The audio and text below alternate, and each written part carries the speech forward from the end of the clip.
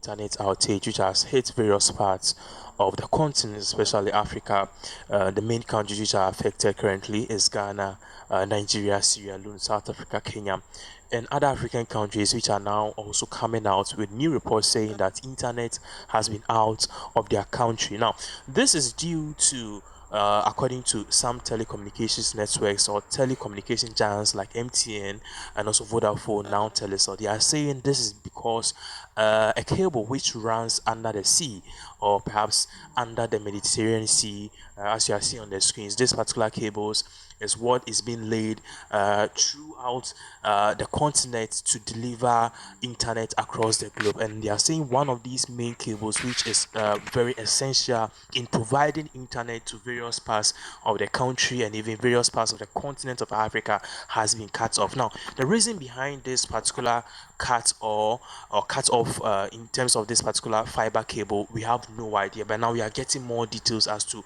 why it is happening, even what happened, and even now we believe, most of us believe, that this is a wake-up call for us to perhaps start thinking twice about fiber cables and also fiber optic cables which are being laid under the sea. So first off, we understand that Elon Musk currently is being pitched by many African countries for Elon Musk to come to their aid and also bring alternative networks like the Starlink. Yesterday we did spoke about it, saying that many people in the sub-Saharan African countries, talking about Nigeria and co, are already using Starlink. But then in terms of Starlink expanding to other countries, especially Ghana, we are told that this third quarter it will be available in Ghana. Third quarter happens, which means that it will be somewhere from August, September, October going. But now we are learning exclusively that Starlink want to use this opportunity to speed up, or this opportunity to launch their services together, because it's a good marketing opportunity for them. This is the time that many businesses are experiencing power outages, not just power outages but internet outages. I'm saying electricity because currently in Africa, especially Ghana, we are facing serious electrical or electricity outages. So apart from the electricity outages we are facing, coupled with it is internet outage. So many people who are close to Elon Musk, specifically those who work at Starlink Africa, they are saying that this will be a good opportunity for them to launch in various parts of the country, South Africa, Kenya, and co, to launch their services of the Starlink. But then we'll go back to the Starlink and give you more updates, because that will be a very good alternative. Now, the reason why Starlink will be a good alternative, before I move on to what I wanted to say, is that Starlink satellites are usually in the sky, okay, and in the sky up above the Earth surface. That place, we don't have any situation like a cloud. We don't have any natural phenomenon like too much air, or windy situations that will blow off these satellites. Up above the earth sky is very static, because we know that there's no air, there's no oxygen. So you don't have this kind of natural phenomena, except for one or two asteroids which will be hitting these kind of satellites. So Elon Musk has a huge advantage, because up above the earth sky, it is safe for you to have, or up above the earth orbit, let me use the word orbit, it is safe for you to have satellites there without having any issues. And that is how Starlink is operating. So this will be a very good situation, or it will be a very good marketing strategy for the Starlink and Elon Musk. And we now are aware that Elon Musk has also been briefed about the situation, and they are speeding up the process to launch the Starlink services, not just in Ghana but also expand it to various parts of the continent. Now, moving on.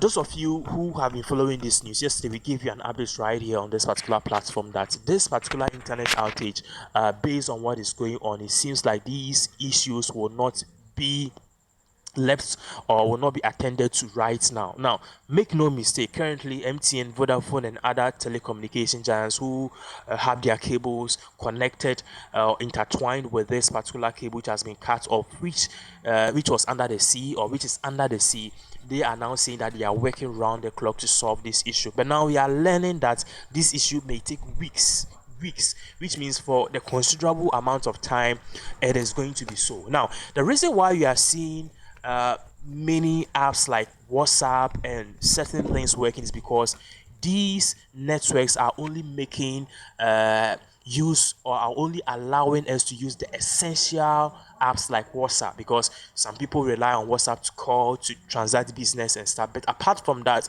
all the other services or all the other apps which are not really essential, it is off. So now we are learning that the banking sector, those who use apps like the banking apps and stuff, they've given them a waiver for them to still have their services accessible, so customers can access their banking apps and stuff, and also customers can also access their banking websites and stuff together with certain essential apps like government organization, their websites, and also health organizations. So the Ministry of Health here in Ghana, the Ministry of Health in Nigeria, all of the available apps which they use in making business or perhaps in making their work easier, those apps will be accessible. So apart from WhatsApp, the Ministry of Health or the health sector and also the banking sector, everything is shut off. Now, according to MTN and these other telco networks or other telco giants who are currently embroiled in this particular internet outage, they are saying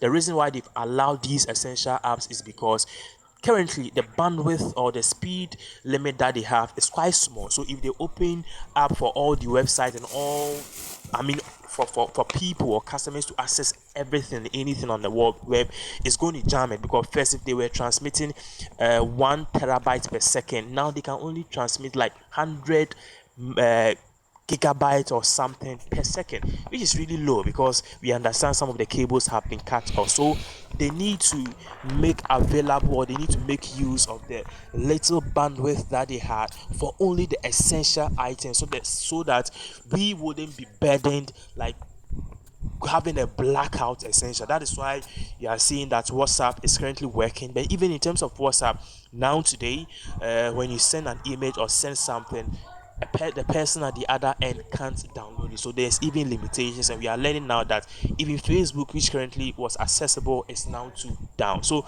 it just tells you the severity of this issue and how perhaps this is a very huge problem, not just for Africa, but also a wake-up call for Africa, for us to start looking at alternative networks, like taking satellites up to the sky, because that is what the United States of America is doing, that is what China is doing currently, and that is what Japan and other countries are doing. So it's high time that we Africans, the billionaires in this part of the continent, those in Egypt, those in Nigeria, they start investing in uh, uh, uh, uh, satellite dish or satellite internet, which will be in the skies, to kind of transmit internet, so that we will not be self-reliant on those cables which are passing underneath the earth, which we know that if a shark just bites off the cable, or perhaps if the sea belt, the sea belts are the rocks underneath the earth. That is what we are learning. So if just like having a volcanic eruption or having an earthquake, usually a whole lot of things that goes on underneath the sea. So when these kind